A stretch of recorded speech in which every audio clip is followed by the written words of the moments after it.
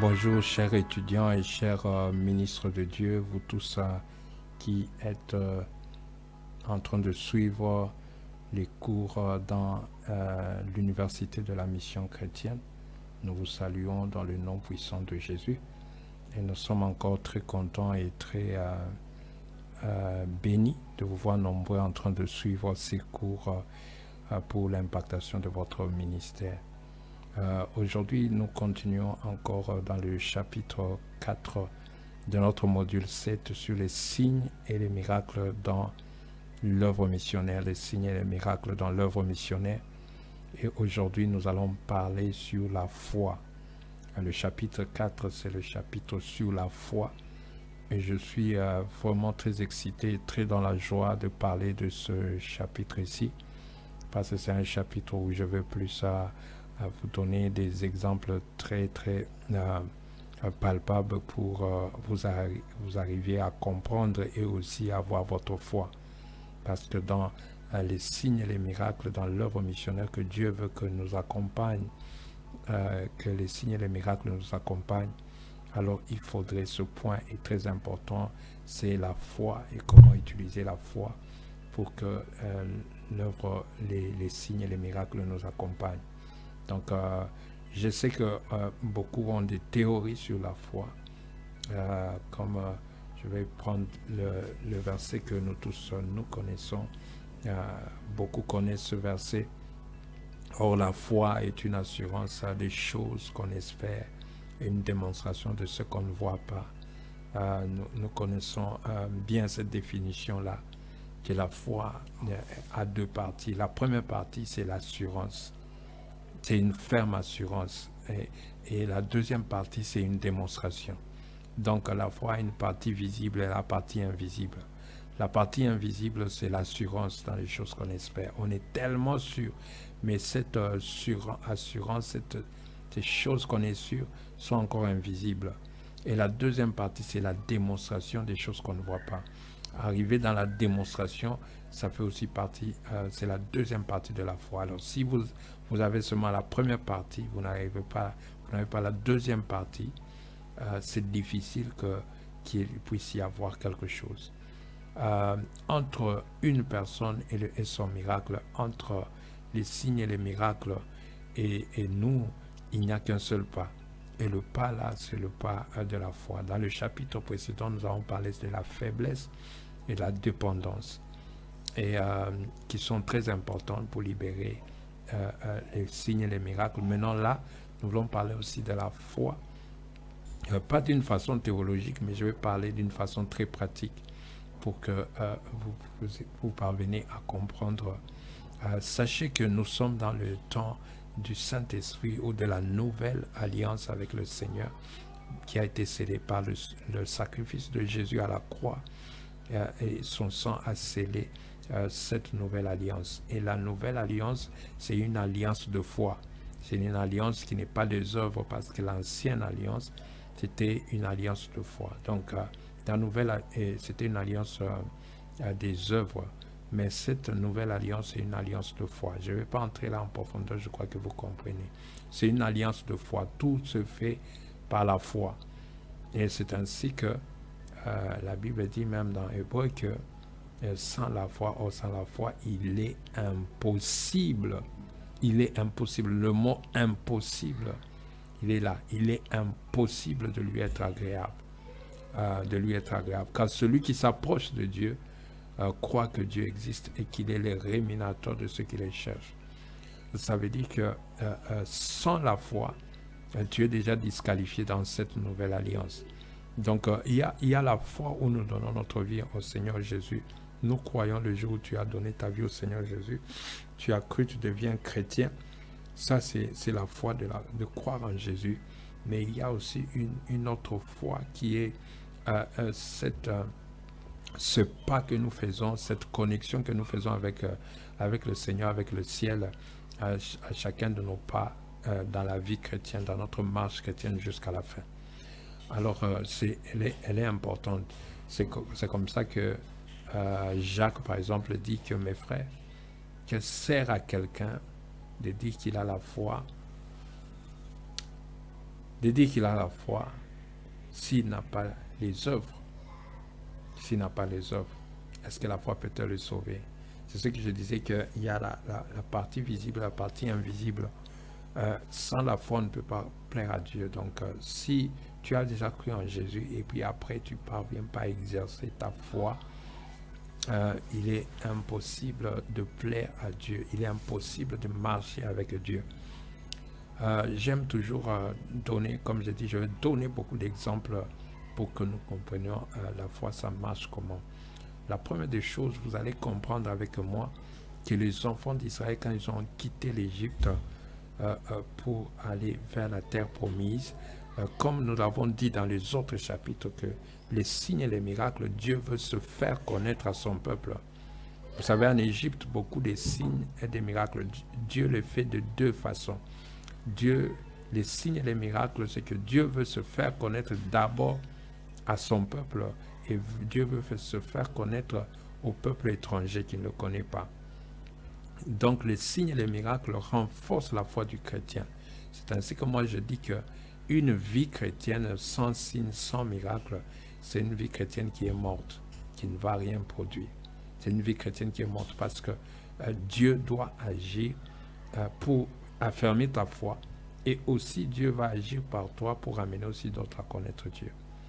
Donc c'est très très important. Maintenant, quand nous voyons Dieu maintenant avec les enfants d'Israël dans le désert, Dieu a commencé à faire des signes et des miracles pour que ces gens-là commencent à le connaître, qu'ils comprennent les dimensions infinies de Dieu. Qu'ils comprennent les dimensions infinies de Dieu. Parce que une personne on dit toujours, je prends l'exemple dans le mariage, ce n'est pas dès le premier jour que le jeune homme ou la jeune femme se rencontrent, se décident de se marier, qu'ils se connaissent l'un et l'autre.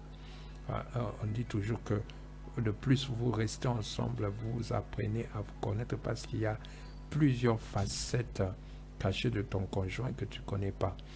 Alors, c'est en restant ensemble qu'on parvient à se connaître. Maintenant aussi, Dieu aussi, en restant ensemble avec son peuple, il veut aussi se faire connaître dans plusieurs facettes. Et ces plusieurs facettes, c'est là qui vient avec les signes et les prodiges. Et c'est là où il y a l'exercice de la foi. C'est là où il y a l'exercice de la foi. Donc, dans le désert, là, Dieu fait des miracles et des miracles pour se faire connaître. Mais souvenez-vous que quand ils sont arrivés à la porte d'entrée de la terre promise, quand ils sont arrivés à la porte d'entrée de la terre promise, ils se décident d'envoyer des espions. Moïse se décide d'envoyer des espions. Ça, c'est après 40 jours seulement de marche dans le désert. Ils arrivent à la porte d'entrée. Pendant les 40 jours, il y a eu des miracles de l'eau, il y a eu le miracle des mannes, il y a eu le miracle de la viande qui est venue du ciel, il y a eu des miracles du feu qui a brûlé le mont Horeb. Il y a eu beaucoup de choses que Dieu a fait pour se montrer. Et on arrive maintenant à l'entrée de Cana. Quand ils arrivent à l'entrée de Cana, qu'ils veulent entrer, ils envoient des espions. Ils envoient 12 espions. Et les espions rentrent avec des témoignages pour dire que le pays que nous devons affronter, en tout cas, on a fait un mauvais calcul. C'est un pays qui est occupé par des géants. Nous ne sommes que des petits fourmis. Ces gens-là vont tous nous exterminer et c'est fini pour nous. Le peuple a commencé à pleurer et à se plaindre. Donc Dieu nous a amenés tous ces 40 jours pour que nous arrivions à Cana et nous faire exterminer. Et il n'y avait que deux de ces, nous connaissons, il n'y avait que deux de ces 12 espions, deux qui avaient un langage contraire, qui avaient dit, bien que ce pays, c'est vrai que tout ce que Dieu a dit, que le lieu coule le lait et le miel, c'est vrai. Bien qu'il y a des géants, Dieu va nous faire tomber ces géants, nous allons conquérir le pays. Il n'y avait que Caleb et Josué qui croyaient qu'il y avait la foi. Les autres n'avaient plus de foi. Ils n'avaient pas de foi. La Bible dit que le peuple était découragé. Toute la nuit, le peuple était en train de se plaindre, de pleurer. Alors Dieu descend avec colère pour dire à Moïse, j'en finis avec tout le peuple maintenant. que je tue tout le monde et que je commence avec toi une nouvelle histoire. Donc nous comprenons que les plaintes et les pleurs, les plaintes, les manques de confiance en Dieu, c'était le plus grand péché que ces gens auraient commis, en dehors des autres péchés qu'ils avaient fait, comme les péchés avec les filles de Moab. Donc Dieu s'était fâché vraiment, où il a décidé de tous les exterminer. C'est parce que ces gens-là ne pouvaient pas faire confiance en Dieu au-delà de tout ce qu'ils ont vu. Leur foi ne pouvait pas être, ils ne pouvaient pas exercer leur foi que si Dieu nous a fait sortir d'Égypte, Dieu nous a parlé. Même s'il y a les gens, nous sommes capables de conquérir la terre promise. Donc c'est là où on dit, sans la foi, il n'est impossible vraiment de plaire à Dieu. Et c'est à partir de cela que Dieu décide que les 40 jours seront changés en 40 ans pour que j'extermine toute cette génération, que cette génération meure et qu'une nouvelle génération puisse maintenant entrer la terre promise. Donc il n'y avait que Caleb et Josué de toute la génération des enfants d'Israël qui avaient pu entrer dans la terre promise. Tous les gens qui étaient avec eux de sa génération, tous sont morts dans le désert. Donc c'est pour vous dire combien la foi est vraiment très importante dans la marche avec le Seigneur, parce que ça marque même sa présence, ça marque même notre confiance en lui, et c'est très important. Je vais aller avec des exemples palpables, et puis nous allons clôturer. Je vais vous donner des exemples très palpables de ma marche aussi avec le Seigneur. Mais prenons d'abord cet exemple de la Bible. Jésus prit les pains. Il prit ces 5 pains, il prit les 2 poissons. Il y a 5 pains, il y a 2 poissons. Jésus lève les yeux et bénit ces poissons. Et quand il termine de bénir les poissons, la Bible ne nous dit pas que les poissons se sont multipliés. Là, j'aimerais que vous puissiez bien tirer au clair, parce que c'est là où il y a quelque chose qui arrive. Beaucoup de gens aiment voir Dieu d'abord agir avant qu'eux ils croient. Mais Dieu veut que tu crois avant que lui agisse. La foi, c'est ça. La foi doit être, toi, tu fais le premier pas. Jésus, il prie. Il se décide, il prie. Ça veut dire qu'il accepte qu'il va multiplier ce pain-là. Il prie pour ce pain, il les bénit, il bénit les pains. Mais la Bible dit, puis il rompit. Donc les pains restent les 5 pains. Il prend, il coupe ça, je ne sais pas s'il a coupé en 2. Il appelle les 12 qui sont ses disciples. La Bible dit, il leur donna ces pains-là. Il leur donna ces poissons après les avoir rompus. Il leur donna aux disciples afin que les disciples puissent distribuer. Donc imagine un disciple, on lui donne 2 morceaux. Il doit maintenant aller distribuer à 100 personnes. Alors, ce que lui devait faire, c'est faire confiance en Jésus, que les 2 morceaux que je vais aller distribuer, que j'aille d'abord distribuer. Je ne sais pas ce qui va se passer, mais ce ne sont pas les 2 morceaux. C'est-à-dire, quand il voit les 2 morceaux, il ne doit pas voir que ce sont les 2 morceaux. Donc ici, vous voyez l'exercice de la foi que Jésus a fait. Parce que normalement, Jésus pouvait tout faire. Il pouvait prier pour ça. Il pouvait lui-même distribuer. Il pouvait lui-même créer ce miracle-là. Mais Jésus prie, et puis il appelle les disciples et dit, tu sais quoi, allez, prenez maintenant, allez distribuer. Et c'est là où le miracle s'est fait. Donc, la foi, premièrement, c'est voir ce que Dieu voit. La foi, c'est d'abord voir ce que Dieu voit. Ce n'est pas voir ce que tout le monde voit, mais c'est voir ce que Dieu voit. Quand Dieu regarde ces 5 pains, il voit ces 2 poissons et ces 5 pains. Dieu voit de milliers de poissons, de milliers de pains que les gens vont manger et vont même laisser. Ils seront rassasiés, ils seront laissés. Donc plus de 5000 personnes vont manger, laisser. Alors la foi, c'est voir ce que Dieu voit. Et la foi, comme la Bible nous a dit que la foi vient de ce qu'on entend et ce qu'on entend de la parole de Dieu, c'est entendre ce que Dieu dit. Parce que chaque événement qui se tient devant nous, il a son langage. Chaque événement vient avec son langage. Si tu tu es devant quelqu'un qui a des béquilles, cet événement-là a un langage. Si tu es devant quelqu'un qui meurt, qui est mourant, cet événement-là a un langage. Il te parle quelque chose. Si tu es devant une situation d'une personne qui n'a pas de travail, cet événement-là a un langage. Partout où on doit exercer notre foi, il faut fermer d'abord l'oreille au langage que l'événement nous parle et ouvrir nos oreilles au langage de Dieu, entendre ce que Dieu dit et aussi voir ce que Dieu voit. Il faut aussi voir ce que Dieu voit. La foi n'est pas le zèle de dire il y a comme des gens qui se disent ok, je vais aller m'exercer ma foi. On nous avait dit qu'il y avait des femmes, trois femmes qui sont parties à la rivière et puis ils ont dit nous allons traverser cette rivière à pied sec. Ils ont lu la parole de Dieu. Et Jésus avait marché sur les eaux. Amen, amen, nous croyons. Et puis ils ont commencé à vouloir marcher. Ils se sont retrouvés qu'ils étaient noyés. Et pourquoi ils étaient noyés? Tout le monde peut dire c'est la foi. Non.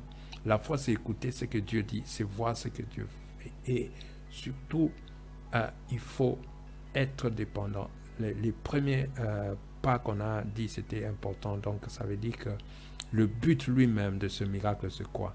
La genèse du miracle, c'est la gloire de Dieu. Dieu doit se faire connaître. La genèse du miracle, ce n'est pas nous qui doit tirer gloire de ce miracle-là. C'est Dieu qui doit en tirer gloire. C'est ça, la genèse d'un miracle qui vient de Dieu. Un miracle qui vient des faux prophètes. Il vient dans le but d'impressionner et dans le but de vous amener à croire à ce prophète-là, à suivre ce prophète-là. Ce n'est pas dans le but de faire connaître Dieu.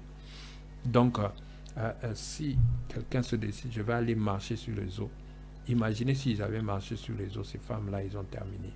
Ça veut dire qu'ils allaient prendre ce miracle pour montrer aux gens que nous, on avait pu marcher sur les eaux. Or, Dieu n'agit pas comme ça. Il n'y a jamais un miracle pour rien. Tout miracle a un but précis. Tout miracle, Dieu agit quand il y a un besoin.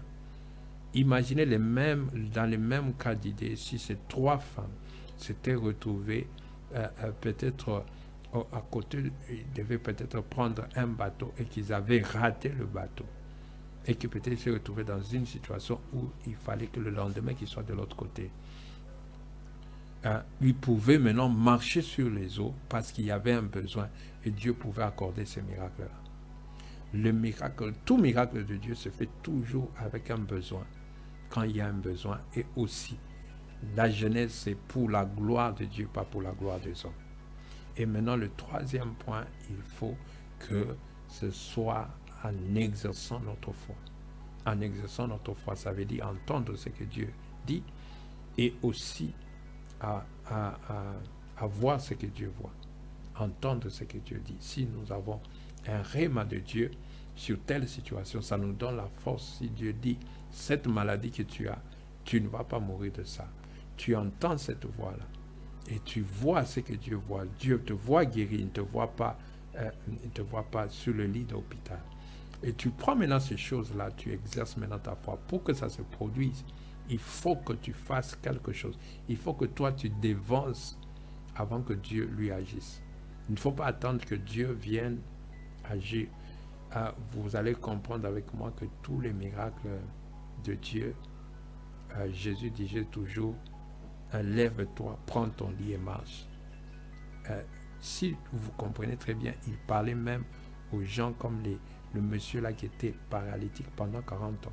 Ce sont une personne malade qui est incapable pendant des années même de se lever.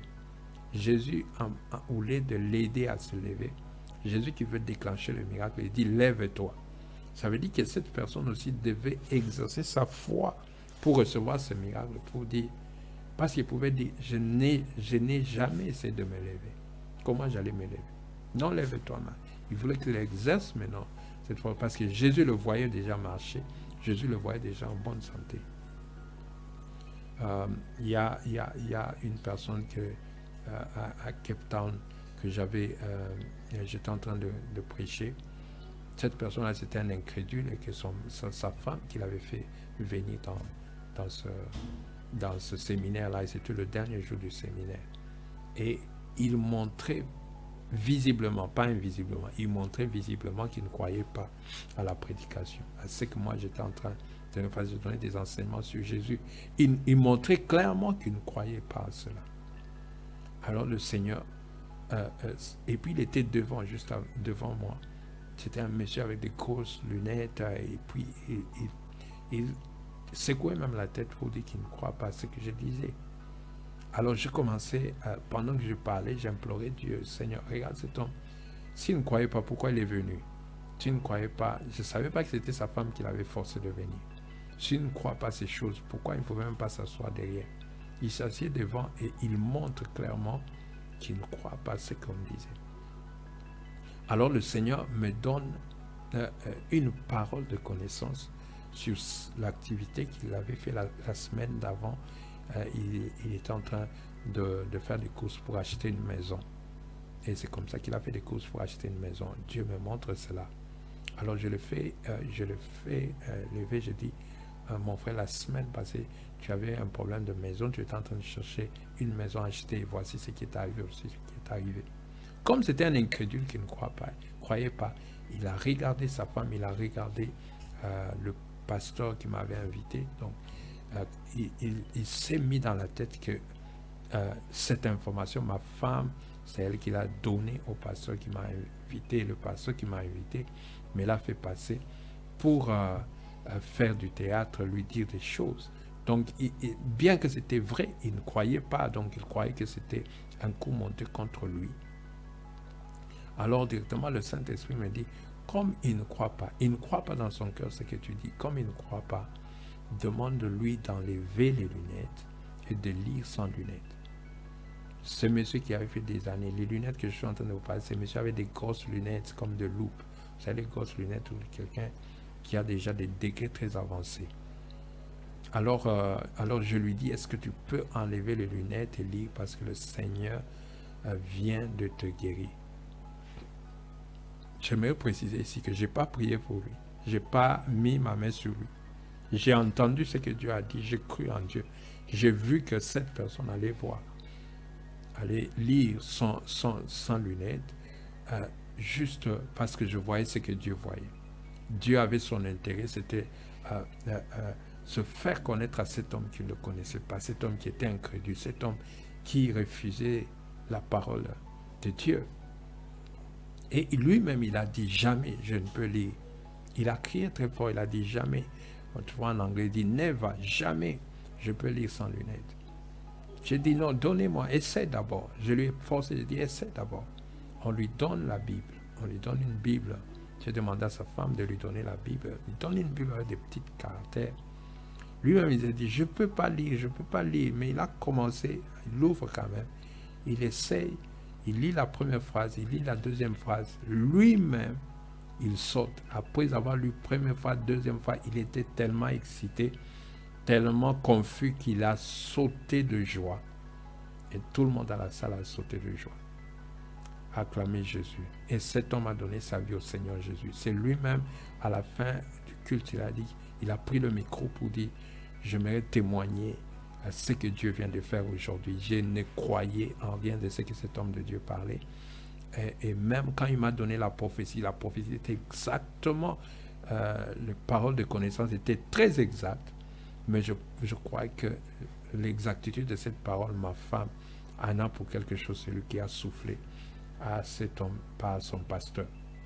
Mais quand on a dit de moi de lire, j'ai commencé à lire, je me suis dit, Dieu est ici. Vous comprenez un peu? Donc, c'est ça la foi. Pour faire le résumé, je peux dire que la foi, c'est voir ce que Dieu voit. La foi, c'est entendre ce que Dieu dit. Et la foi, c'est la confiance totale et exagérée en Dieu. C'est la totale. Quand tu as une totale confiance exagérée en Dieu, tu pars en avant. Tu fais le premier pas et le miracle s'accomplit. Que Dieu te bénisse. Et je te prends dans le chapitre qui suit. Nous allons parler des dons de miracles. Que Dieu te bénisse.